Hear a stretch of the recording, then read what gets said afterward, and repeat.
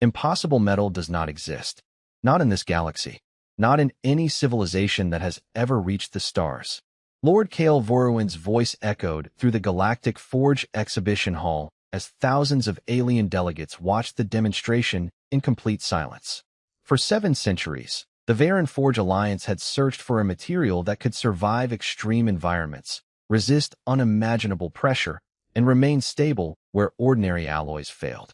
They had named it the impossible metal because, according to their greatest engineers, it represented the final wall between possibility and fantasy.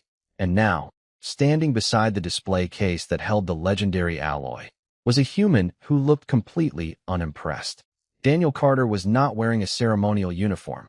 He was not surrounded by assistants or advanced equipment. He wore a simple dark jacket, work boots, and the same expression he had when fixing an old machine in his father's garage back in Colorado. Lord Kale studied him carefully. "You understand what you are looking at, human?" Daniel glanced through the transparent case. The silver-black metal reflected the blue lights of the exhibition hall. "I think so," he answered. Kale raised an eyebrow. This material required 3 generations of research, 9 planetary laboratories, and the combined knowledge of 12 species. The alien delegates nodded proudly. They expected amazement. They expected respect. Daniel simply tilted his head. "That is a lot of work." A few aliens exchanged confused looks. The translation systems confirmed his words. There was no hidden insult, no sarcasm, just a simple observation. Lord Kale stepped closer. "Human, this alloy cannot be recreated by ordinary methods. Our greatest smiths consider it a technological miracle." Daniel looked at the metal again. He remembered something completely different. He remembered a small workshop behind his childhood home. He remembered the sound of old tools, the smell of machine oil, and his father's voice explaining how every material had a weakness if you understood it well enough. "It is impressive," Daniel admitted, "but I would not call it impossible." The entire hall became quiet. Leora Vey, the famous Varen master smith standing near the front row, looked at Daniel with curiosity instead of anger.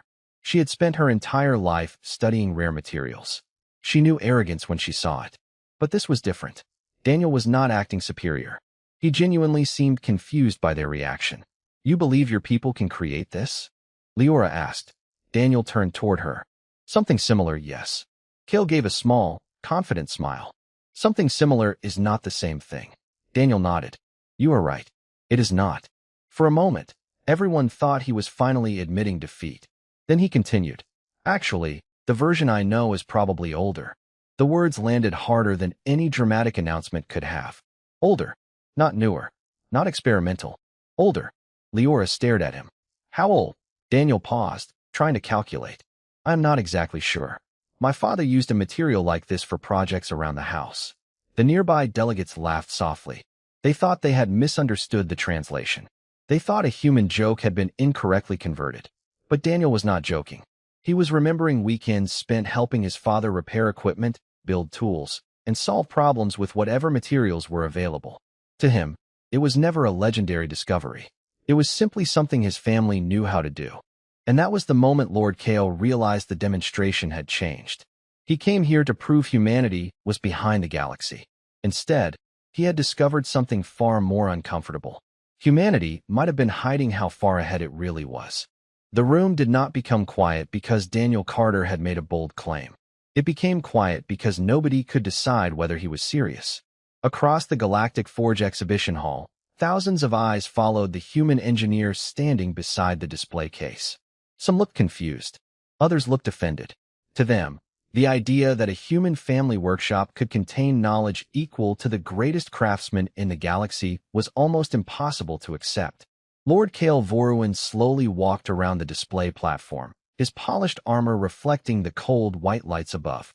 "You are saying," he began, choosing each word carefully, "that your father, a private citizen, created materials comparable to what our finest laboratories spent centuries developing." Daniel looked at him and gave a small shrug. "Not exactly like this one, but close enough that he would not have called it a miracle." That answer bothered Kale more than an insult would have.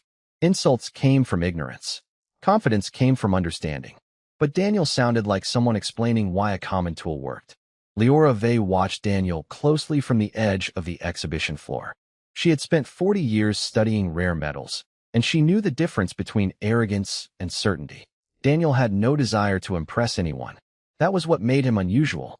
"Human Carter," she said, stepping forward. "What was your father's profession?" Daniel smiled slightly. "He was a mechanic."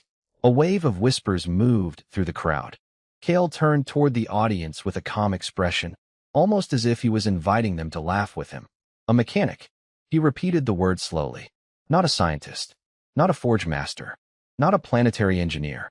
Daniel nodded. "That is correct. Then perhaps you misunderstand the importance of what you are seeing." Cale touched the display controls, bringing up the technical records of the alloy. The holographic image showed thousands of calculations, pressure tests, and manufacturing requirements. This material requires precision beyond ordinary craftsmanship. It requires controlled environments measured in fractions of a degree. It requires machines capable of operating at microscopic accuracy. Daniel studied the information for a moment. "That explains why your process took so long." The smile disappeared from Cale's face. "Excuse me. You are approaching the problem from one direction," Daniel said. "You are trying to make the perfect material in a perfect environment." He looked around the massive exhibition hall filled with advanced alien technology. "Humans usually do things differently." Leora leaned closer. "How?" Daniel looked back at the alloy. "We make something work first. Then we improve it. Then we find a way to make it smaller, cheaper, stronger, and easier for someone else to build." For the first time, Leora noticed something important. Daniel was not describing a single invention. He was describing a way of thinking. But Cale was not interested in philosophy. He stepped toward the central testing chamber. "Enough discussion. The demonstration will continue.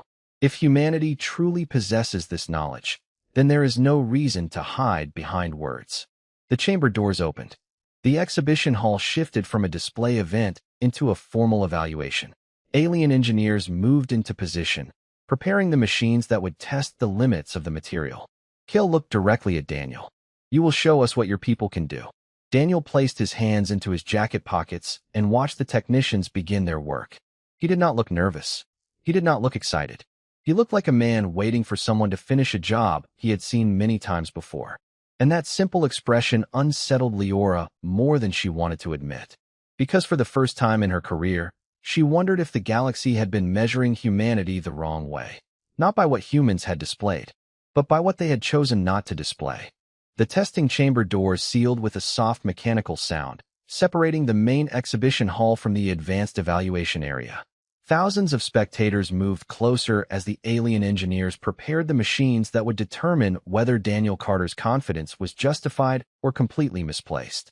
Daniel stood behind the observation line with Leora Vey, watching the technicians carefully position the sample inside the containment frame. The alloy looked ordinary under the bright lights. No glowing surface, no strange energy field, no obvious sign that it represented centuries of scientific achievement. That was exactly what bothered Leora. "It does not look impressive," she admitted quietly. Daniel smiled. "Most useful things do not." She looked at him. "That is a very human answer. I hear that a lot." The first test began. A scanner moved across the material, measuring its structure at an incredible level of detail. The results appeared instantly on the large holographic display above the chamber. The alien engineers leaned forward. Several exchanged confused expressions. "The molecular arrangement is unusually stable," one technician said. "But the composition is inconsistent with the original records." Lord Cale immediately stepped toward the display. "Explain." The technician hesitated. "The internal structure is different. The material appears to have been developed through a different manufacturing philosophy." Cale glanced toward Daniel. "Meaning?" The technician looked uncomfortable. "Meaning the human method is not identical to ours." A small smile appeared on Cale's face.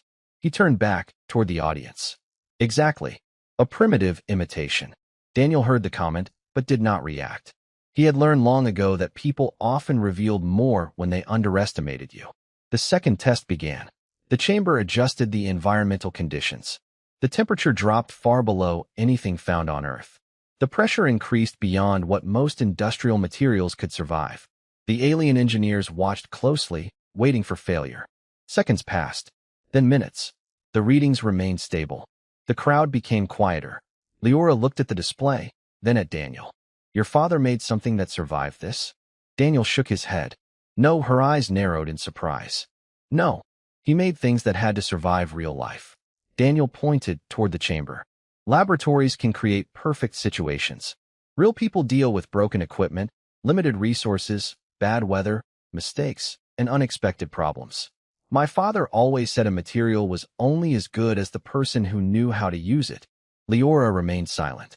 She had expected a secret formula, a hidden technology, a forgotten human weapon. Instead, Daniel was talking about experience. Meanwhile, Lord Kale was becoming increasingly uncomfortable. The results were not proving his point. Every test designed to expose human limitations was revealing something else. Increase the stress parameters, Kale ordered. One of the engineers looked uncertain. Lord Kale, the current readings already exceed the expected range. Then continue. The engineer followed the order. Daniel noticed the hesitation. You know, he said calmly. There is something you should understand. Kale looked at him. And what would that be? Daniel glanced at the alloy inside the chamber. Humans are not always trying to create the most advanced thing possible. The room waited. Sometimes we are just trying to create something that works when everything goes wrong. For the first time, Lord Kale had no immediate response. Then the display changed. A new message appeared across the holographic screen. The alien engineers stopped moving. Leora stepped closer. What happened? The lead technician slowly turned around. We found something unexpected. Daniel looked at the screen. What is it? The technician swallowed. The alloy is not a copy of our impossible metal. The entire chamber went silent. It is older than our recorded version. The words on the holographic screen changed the atmosphere inside the chamber instantly. The alien engineers who had been confidently observing the test stopped talking. The audience outside the glass walls leaned forward, trying to understand what they were seeing. The material was not a human copy of the impossible metal. It was a completely different development path, one that had existed before the Galactic Forge Alliance believed such technology was possible. Lord Kale Vorowin stared at the data with a controlled expression, but Daniel noticed the small movement of his hands. The powerful official was no longer certain. That result is impossible, Kale said. The lead engineer looked uncomfortable. The numbers are correct, Lord Kale. Run the analysis again. We already did. Then run it again. The engineer exchanged a glance with Leora before starting another scan. Daniel watched quietly. He had seen this reaction before. Not from aliens, but from people who discovered that the world was larger than they thought. Leora turned toward him. You knew this would happen. Daniel shook his head. I expected questions. I did not expect this much confusion. Why? She asked. Daniel looked through the glass at the sample. Because where I come from, this is not a legend. It is a solution. Before Leora could answer, alarms suddenly sounded throughout the exhibition hall. The lights above them changed from white to amber. Security personnel moved quickly as a warning appeared across the central display. An unauthorized system connection had been detected inside the evaluation network. The demonstration machines began shutting down one by one. The crowd reacted immediately, with delegates moving away from the testing area, while security teams checked the source of the disruption. Lord Kale looked toward the control station. Who accessed the system? A technician checked the information. The request came from inside the Forge Alliance network. That answer created a new kind of silence. Leora looked at Kale. Someone from your own organization? Kale ignored the question and walked toward the control station. Daniel followed at a distance, watching the situation unfold. The exhibition had changed. This was no longer a simple technology demonstration. Someone wanted the results hidden. The main security doors locked automatically, separating the evaluation chamber from the public area. A group of engineers rushed to protect the research data, while technicians worked to restore the systems. Daniel noticed something strange. The attackers were not trying to damage the equipment. They were trying to erase the records. They are not afraid of the material, Daniel said quietly. Leora looked at him. Then what are they afraid of? Daniel watched the progress bars on the screens disappear. People finding out they were wrong. The security system finally isolated the problem, but not before several files had already been copied. Kale turned back toward Daniel with a serious expression. For the first time, the arrogance was gone. Human Carter, what exactly did your people create? Daniel looked at him for a moment. He thought about his father's old workshop, the unfinished projects, the repaired machines, the countless hours spent solving ordinary problems. That is the thing, Daniel replied. We did not create one impossible thing. The chamber became quiet again. We created a habit of solving impossible problems. Leora looked at the damaged display, then at Daniel. She finally understood why the test had gone wrong. They were not examining a single piece of human technology. They were looking at the result of an entire civilization that refused to stop improving. And somewhere beyond the exhibition hall, someone had just realized the same thing. Humanity was not dangerous because it had one secret invention. Humanity was dangerous because it had never stopped learning. The exhibition hall remained locked down long after the first security alert ended. The crowd had been moved back behind the safety barriers. The engineers had stopped their testing, and the once impressive display of alien technology now felt strangely quiet. Daniel Carter stood near the evaluation chamber, watching technicians review the damaged data systems. He could tell something important had changed. This was no longer about proving whether a material was impressive. It was about proving who had the right to control the truth. Lord Cale Vorowin stood at the center of the room, surrounded by officials from the Galactic Forge Alliance. His voice was calm, but the confidence he had shown earlier was gone. The copied files must be recovered, Cale ordered. Leora Vey looked at him carefully. Recovered or hidden? Cale turned toward her. Be careful with your accusations, Master Smith. Leora did not look away. I am not accusing you. I am asking a question. Daniel watched the exchange silently. He understood people like Cale. Back on Earth, he had met executives who protected reputations before solving problems.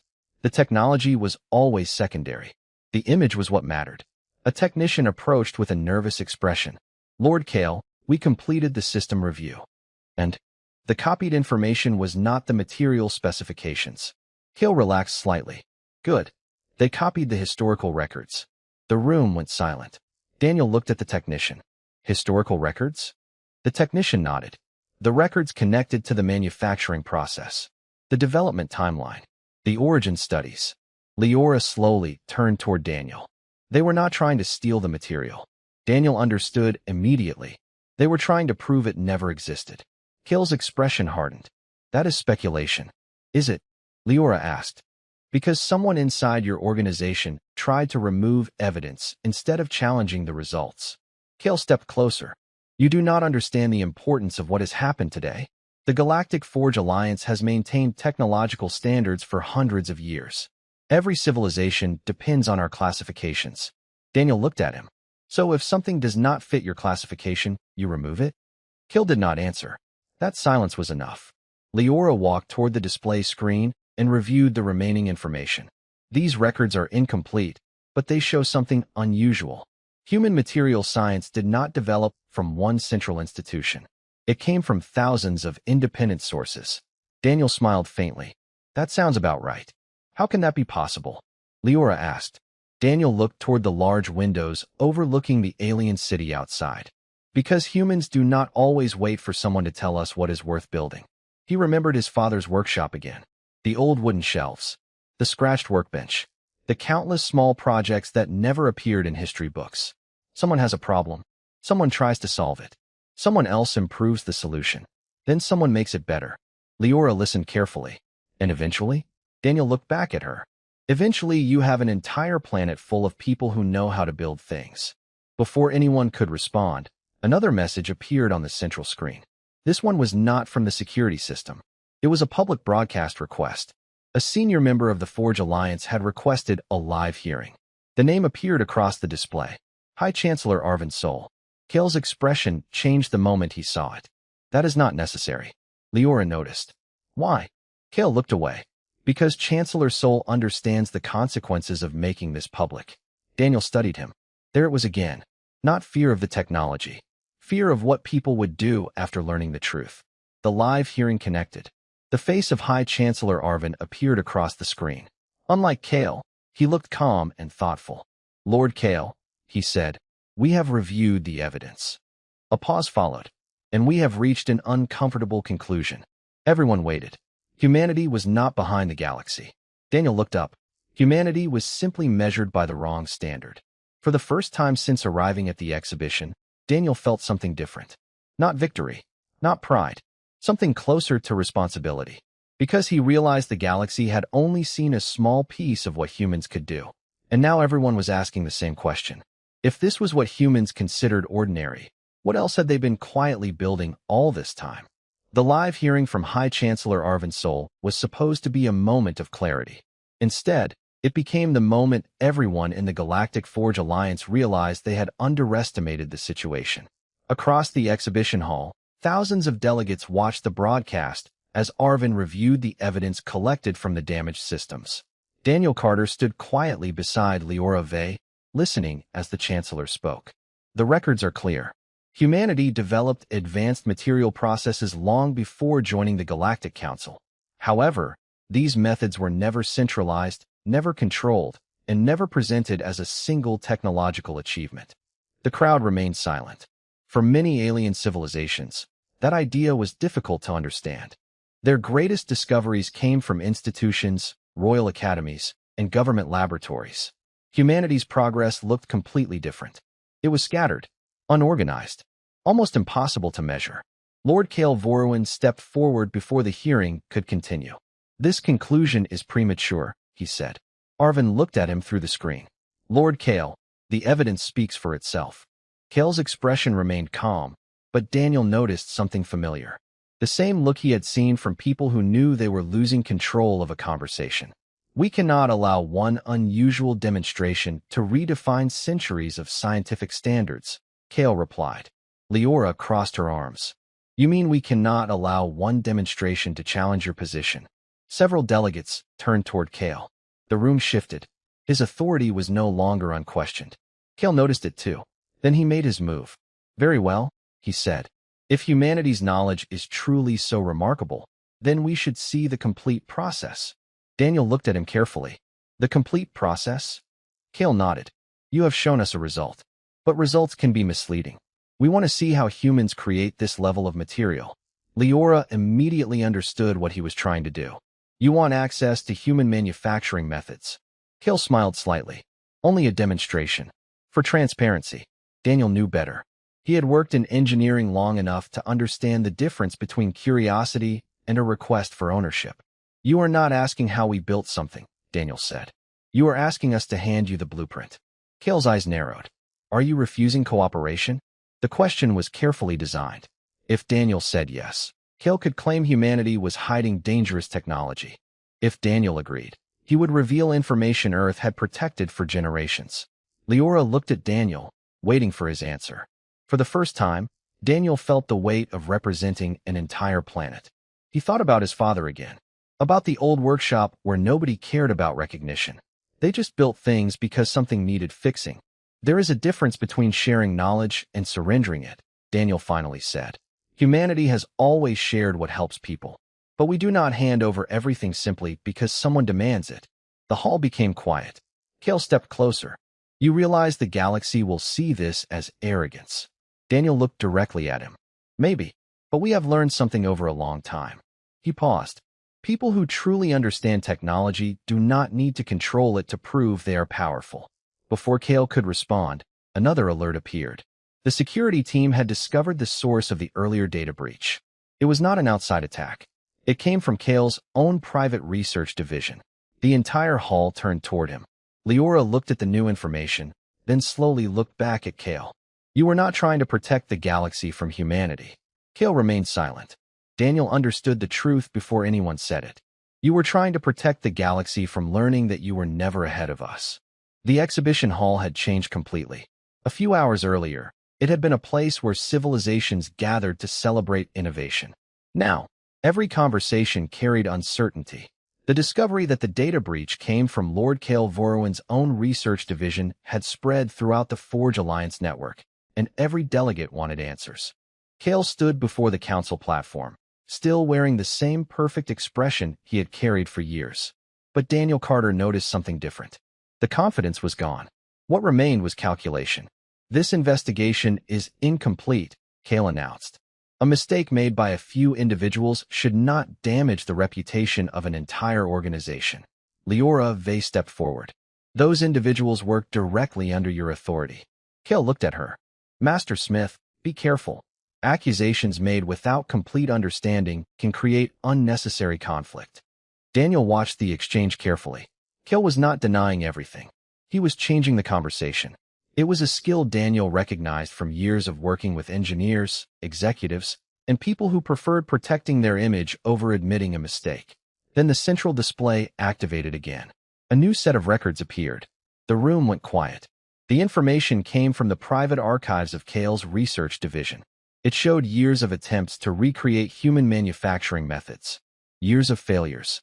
Years of incomplete results. Leora moved closer to the display. You were studying Earth long before today. Kale remained silent. Daniel looked at the records. There were thousands of pages. Material studies. Manufacturing comparisons. Human engineering reports. His expression changed slightly. You knew? Kale finally looked at him. We knew humanity was unusual. No, Daniel replied. You knew humanity was different. You just did not understand why. Kale's jaw tightened. For the first time, his frustration became obvious.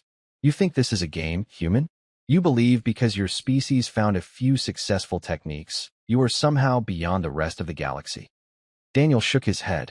No, that is the mistake you keep making. He looked around the hall. You think this is about being better. The delegates listened closely.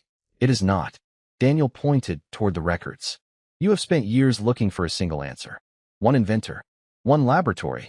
One secret project. He paused. But there is no single answer. Leora understood before anyone else. It is the process. Daniel nodded. Exactly. Kale looked confused. Explain. Daniel took a slow breath. Humanity does not move forward because one person solves everything. We move forward because millions of people solve small problems every day. The room became silent again. A farmer improves a machine. A mechanic repairs a tool. An engineer changes a design. A student asks a question nobody thought about before. Daniel looked back at Kale. You were searching for a weapon. You should have been studying a culture. That sentence reached every corner of the hall. Kale had spent years measuring humanity through individual achievements. He had never considered that the true advantage was the collective habit of constant improvement. Then another alert appeared. This time, it was from Earth. A message from the United Nations of Earth had arrived. The display showed a simple statement. Humanity was willing to share selected engineering knowledge with the Galactic Forge Alliance. But there was one condition. The information would be exchanged equally, not taken. Kale read the statement twice. They are offering cooperation after this. Leora looked at Daniel. Why? Daniel answered quietly. Because that is what we wanted from the beginning. The hall waited. Daniel continued. We did not come here to prove we were superior. He looked at the alien delegates. We came here because we thought everyone wanted to build something better together. For a moment, even Kale had no response. Then a private message appeared on his personal display. His expression changed instantly. Whatever was written there was worse than losing an argument. Leora noticed. What happened? Kale slowly lowered the device. The Forge Alliance board has requested my resignation. The words shocked the room. The man who had controlled technological standards across hundreds of worlds had finally reached the consequence he feared most. Not defeat. Not humiliation. Accountability. But before anyone could react, Daniel noticed one detail on the display. The message from Earth was not just a cooperation offer. It included an invitation. An invitation for alien scientists to visit Earth's oldest engineering centers. And Daniel knew exactly where they would want to go first. The workshop in Colorado where all of this began. The invitation from Earth arrived with a simple message that surprised the entire Galactic Forge Alliance. It was not a warning. It was not a demand. It was an open door. For centuries, the galaxy had built relationships through competition, trade agreements, and carefully controlled exchanges of knowledge. Humanity's approach was different. They were not asking for recognition. They were offering a conversation. 3 days later, Daniel Carter stood on the surface of Earth for the first time in front of a group of alien visitors. The location was not a military facility. It was not a hidden research center beneath layers of security. It was a small workshop behind an ordinary house in Colorado. Leora Vey stepped out of the transport vehicle and looked around with genuine curiosity. This is where it started? She asked. Daniel nodded. For my family, yes. The workshop was simple. A wooden workbench. Old tools. Shelves filled with parts that looked like they belonged to different decades. Nothing about the place suggested it had influenced an entire galaxy's understanding of technology. That was exactly why Leora could not stop looking. Your father worked here? She asked. Daniel smiled. Almost every day. He walked toward the workbench and touched an old metal clamp sitting near the edge. He used to say people always search for the biggest invention, but they forget most progress comes from small improvements made by ordinary people. Leora studied the room carefully. She expected advanced equipment. She expected machines beyond alien understanding. Instead, she found something much harder to measure: experience.